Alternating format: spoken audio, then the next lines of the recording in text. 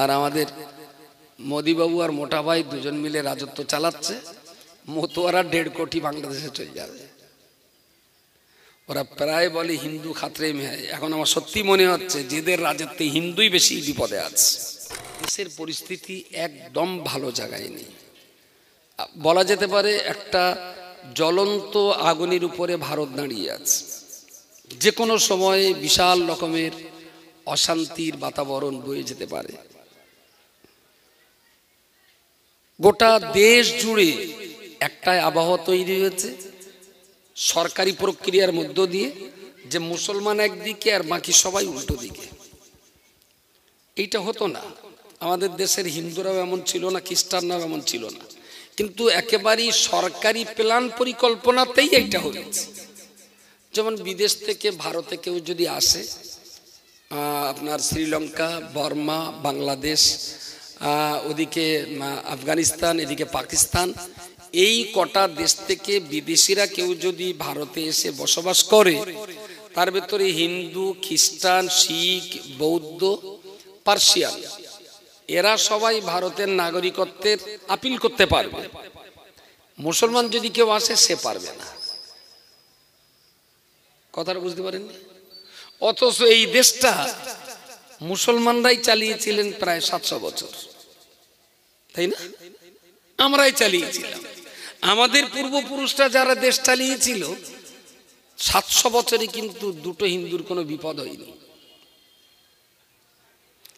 বাদশাহ আওরঙ্গজেবের 49 বছর রাজত্বে এক পিস হিন্দু বাদশাহ আওরঙ্গজেবের বিরুদ্ধে কোনো অভিযোগ তুলতে পারেনি। মুসলমানরা 700 বছর রাজত্ব করেছে। দেশের মন্দির, হিন্দু সবাই সুরক্ষিত ছিল। আর আমাদের মোদিবাবু আর মোটা ভাই দুজন মিলে রাজত্ব চালাচ্ছে। মতুয়ারা 1.5 কোটি বাংলাদেশে চলে যাবে। ওরা প্রায় বলে হিন্দু খাতরে মে হয়। এখন আমার সত্যি মনে হচ্ছে যেদের রাজত্বে হিন্দুই বেশি বিপদে আছে। বুঝতে পারেন? আমার মনে হচ্ছিল সরকার যদি বাংলাদেশ বর্ডারটা ঘন্টা 5 খুলে দিত, যে যারা যারা বাংলাদেশ থেকে এসো, ঝামেলা ঝঞ্ঝাট ওসব পছন্দ করি না, তোমরা বাংলাদেশে চলে যাও। এক্ষুনি যা শুরু হয়েছে, ঘন্টা 5 যদি বর্ডার খুলে দিত, মনে হয় ওই সঙ্গে বনগা লোকালটাও বাংলাদেশে চলে যাবে। বুঝতে পারি? শিয়ালদা বনগা লোকাল ও আর এখানে চলবে না, তো ও তো ওরাই চালায়। আমার ঠিক মাথায় ঢোকে না। তা এনআরসি এসআইআর করে আমি যাদের তাড়াবো বলছি, ওরা যদি নিজেরা এখান থেকে বাংলাদেশে চলে যেত, ধরতে যাচ্ছিস কি চুলকুনিতে? যাচ্ছে যাক। কি যে একটা পরিস্থিতি চলছে দেশে, বোঝাই মুশকিল। আমরা বলছি দেশের অরিজিনাল নাগরিক ছাড়া কেউ ভোট দিতে পারবে না। ভেরি গুড, তোমার সঙ্গে আমি একমত। তা যারা এসে গেছে ওদের কি হবে? তা বলছে ওদের চিহ্নিত করা হবে। তারপর কি করবা? কোনো জবাব নেই। বাংলাদেশে ফেরত পাঠাবেন? বাংলাদেশ বলবে আমার এখান থেকে একটাও ইন্ডিয়ায় যায়নি। বাংলাদেশ পরিষ্কার বলে দেবে। যদি বলে গেছে, তাহলে কোন গ্রামের নাম ঠিকানা তুমি দাও, ইন্ডিয়া দিতে পারবে না। তাহলে কি করবা? ওদের এখানে থাকা হবে। ডিটেনশন ক্যাম্পে রাখবেন? রাখতে পারেন। তাহলে দেশের টাকা, চাল, ডাল, আলু, জামা কাপড় দিয়ে ডিটেনশন ক্যাম্পে পুষে তো ভারতবর্ষ দেউলিয়া হয়ে যাবে বসকে খাতির দিয়ে, তাই না? তাহলে কি হবে? বললো ওদের ভোটাধিকার থাকবে না, ওরা শিক্ষা স্বাস্থ্য পাবে না, দেশের কোনো রেশন পাবে না। তাহলে ওরা কি করে থাকবে? তো যেমনি থাকবে। আচ্ছা, পশ্চিমবঙ্গে 9 কোটি মানুষ, 1.5 কোটি যদি ওরা হয়, ওদের শিক্ষার অধিকার থাকবে না, ওদের ভোটের অধিকার থাকবে না, ওরা সরকারি স্বাস্থ্য পরিষেবা পাবে না, ওরা সরকারি খাদ্য সুরক্ষার আওতায় থাকবে না। তাহলে 3 কোটি 9 কোটির ভেতরে 1.5 কোটি বাদ দেন, কত? 7.5 কোটি। এখন 7.5 কোটি সুস্থ মানুষ আর 1.5 কোটি ওই অসুস্থ মানুষ, ওরা যা জ্বালান জ্বালাবে, তাতে এই 7.5 কোটি মানুষ কি সুস্থ থাকবে? সুস্থ? তাহলে তুই করবি কি? যে লোকগুলো এসআইআরে সঠিকভাবে নাগরিক চিহ্নিত হতে পারবে না, সরকারের আজও কোনো স্পষ্ট নীতি নেই যে এই লোকগুলোকে কি করা হবে। কোথায় যে বাস করছি, কি যে এদের নিয়ম কানুন, বোঝাই মুশকিল। সকালে রহমতুল্ল, দুপুরবেলা কেরাস তুলল, সন্ধ্যেবেলায় তসমত তুলল, রাত 12টায় বর্গ তুলল। কোনো কথার উপরে এরা এক জায়গায় দাঁড়াতে পারছে না। আমি বলছি খুব সাবধান, খুব সতর্কতা, খুব ঠান্ডা মাথা। যখন তখন কিন্তু আপনার মাথা গরম করে দেবে, যখন তখন আপনাকে খুব ঠান্ডা মাথার পরিচয় দিতে হবে। আলিপুরে আমি কি আর রাস্তাঘাটে দেখেছেন? আমার সম্ভবত বছর 4-5-এর ভেতরে আমি এরকম একটা রাস্তাঘাটে লাভিনি। কেন লাভিনি? আমি বুঝে গেছি জিনিসটা। আমি বুঝে গেছি মানে আমি যে সব ঠিক বুঝি আমি বলবো না, তবে এদের চালাকি হলো সবসময় মুসলমানদের রাস্তায় টেনে রাখা। একটা করে কাঠি দাও, মুসলমান রাস্তায় হই হই করুক, ওটা একটু থামাপানা হবে, আবার একটা কাঠি মারো, আবার মুসলমান হই হই করুক। আসলে আমরা যাই করি না কেন ওদের কিছু এসে যায় না। আমরা আন্দোলন মুভমেন্ট করে ওদের কিচ্ছু করতে পারবো না, কারণ আমাদের 14টা ভোট বিজেপি চায় না, বুঝতে পারেন? আর আমরা যত লাফালাফি করবো হিন্দু ভোট ওর এক জায়গায় করতে তত সুবিধা। যদি সম্ভব হয় লড়াইটা হোক কাগজ কলমের, লড়াইটা হোক কোর্টের, লড়াইটা হোক লেখাপড়ার উপরে, একদিন না একদিন সফলতা আসবে ইনশাআল্লাহ। ওই এসআইআর করতে গেলে একদম সরল সহজ শেষ কথাটাই যে 2002-এর ভোটার লিস্টে আমি ক্যান্ডিডেট, আমার নাম, আমার বাপ, আমার মা, আমার দাদা, আমার দাদি, আমার নানা, আমার নানি, এই 7 জনের যে কোনো একজন থাকলে বোঝা যায়নি। 2002 একবার এসআইআর হয়েছিল, তো ওই তালিকায় 7 জনের যে কোনো একটা নাম থাকলে মোটামুটি তাহলে আর কোনো অসুবিধা। আমার নাম নেই কিন্তু আমার নানির নাম আছে, ওই নানির নাম ধরে মোটামুটি আমি এদেশের নাগরিক, আমারও ভোটার কার্ডে ভোটার লিস্টে নাম তোলার লাইন হবে। আর যদি এই 7টা লোকের কারোর নাম না থাকে তাহলে তার একটু খবর আছে। তাহলে এখানেও বুঝতে পারছেন যে এখানে থাকা বা না থাকাটা, ভোটার লিস্টে থাকা বা না থাকাটা ওখানেটা জমাতের সঙ্গে সম্পর্ক, তাই না? বাপ মা দাদু দাদি নানা নানি, আর আপনি সব কিছুকে থুতু দিয়ে সবাইকে ফেলে রেখে একা জান্নাতে যাবেন আর গোষ্ঠীর সব জাহান্নামে যাবে, এটা ও লোকে দেখি আসরের জামাতে পড়তেছে, ওদিকে ও লোকের মেয়েটা হিলতলা জুতো পরে ঘোড়ার মতন বড় পলি ঘুরতেছে, বুঝতে পারি না? বড় পলি চেনেন না? হ্যাঁ, বাচ্চা জাহান্নাম। ও লোকে দেখি এসার নামাজ পড়ে, ফজর পড়ে, আসরের নামাজ পড়ে সুবহানাল্লাহ সুবহানাল্লাহ সুবহানাল্লাহ সুবহানাল্লাহ, বড় বলি ওর পাঁটাটা মোবাইলে আঙুল ঘুষতেছে, আই লাভ ইউ, প্লিজ সোনা তুই একবার অন্তত দেখা কর, কতদিন তোর সঙ্গে দেখা হয় না, আমি বড় বলি বসে রয়েছি, অন্তত এই মাথার দিকে আয়। বাপ তসবি গুনতেছে, ছেলে ওদিকে মোবাইলে। বলেন এই বাপ জান্নাতে যাওয়ার আশা করে কোন লজ্জায়? শরম করে না জান্নাত চাইতে খোদার কাছে? কোন লজ্জায় আশা করেন আপনি জান্নাতে যাবেন? জান্নাত কি পার্টি অফিস? জিন ক্লাব বলে তালাকলি ঢুকে যাব? প্রিয় শ্রোতা মণ্ডলী, মনে রাখুন, আমি আপনাকে বলতে চাইছি আল্লাহ পাক রব্বুল আলামিন আমাদের সবাইকে দায়িত্ব দিয়েছেন, আমরা যারা ইসলাম ধর্মাবলম্বী মানুষ, শান্তি দেওয়ার জন্য, শান্তিতে রাখার জন্য, আপনার পাপের কাছ থেকে বাঁচাবার জন্য, অন্ধকার থেকে আলোয় নিয়ে আসার জন্য, জাহান্নাম থেকে জান্নাতের রাস্তা দেখিয়ে দেওয়ার জন্য আমরা প্রত্যেকেই নিজ নিজ জায়গায় দায়িত্ববান। আমরা অবশ্যই কর্তব্যপরায়ণ, আমাদের দায়বদ্ধতা রয়েছে। এই দায়বদ্ধতা থেকে আমরা কেউ এড়িয়ে যেতে পারি না। আমরা প্রত্যেকেই যদি নিজের দায়িত্ব দায়বদ্ধতা পালন করতে পারি, নিশ্চিত করে বলতে পারি একদিন সুন্দর ব্যক্তি সমাজ আর পরিবার গড়তে পারে। কিন্তু সবাইকে চেষ্টা করতে হবে।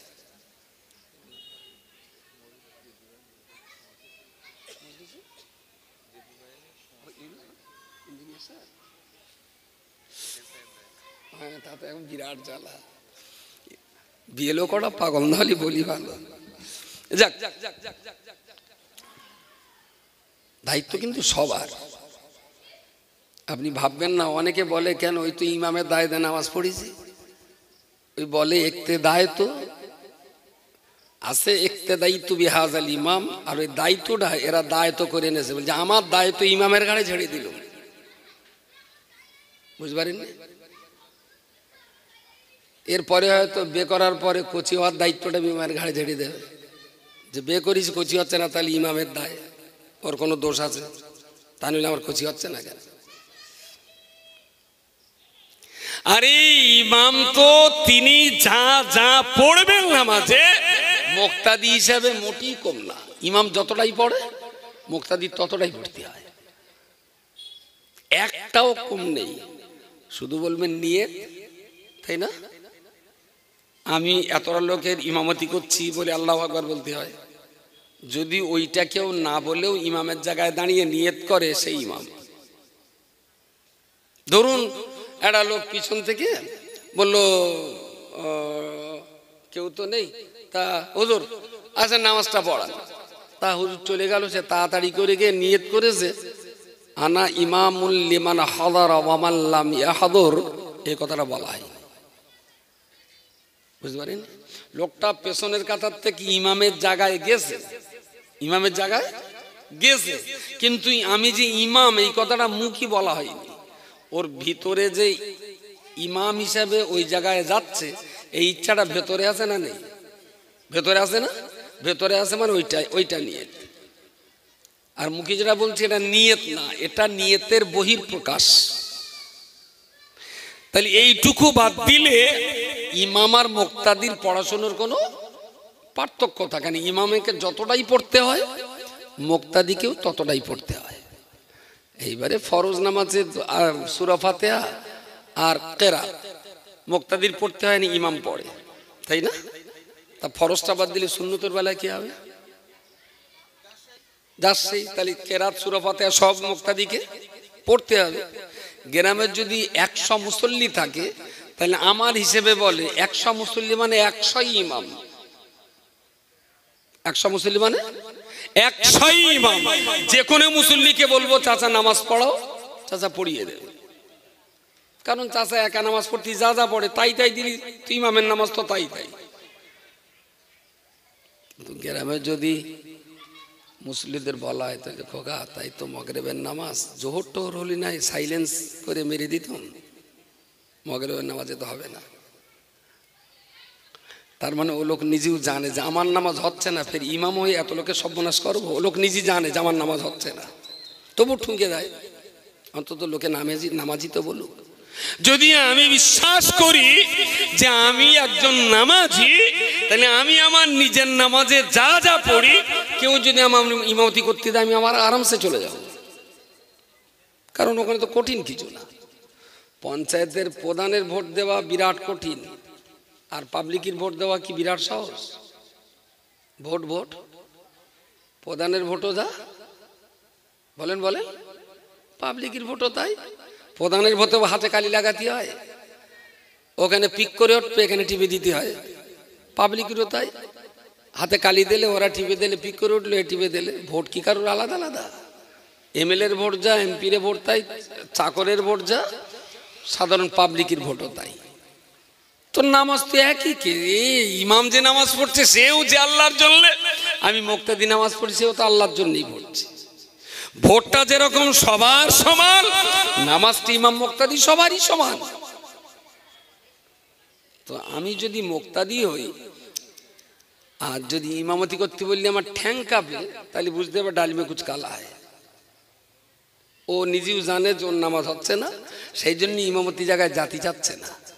যে এতদিন নামাজ হয়নি তো আমার বোঝা আমার ঘাড়ে, আর যদি ইমামতি করি তাহলে মুসল্লিদের বোঝাও। আমার পাপের কারণে যদি এদের নামাজ না হয়, তাহলে সব পাপ আমার ঘাড়ে।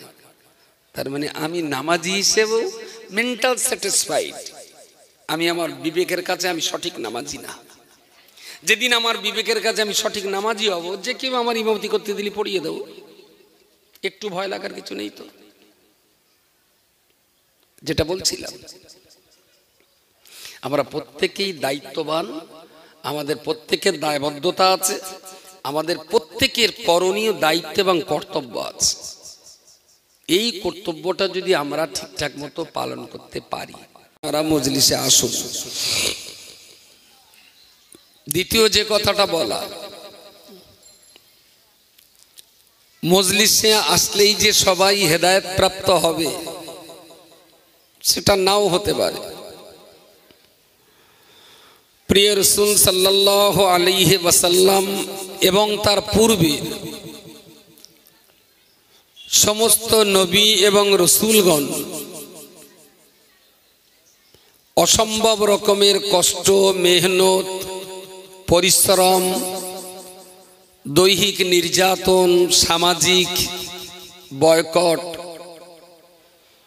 এসব কিছুকে অম্লান বদনে মেনে নিয়েই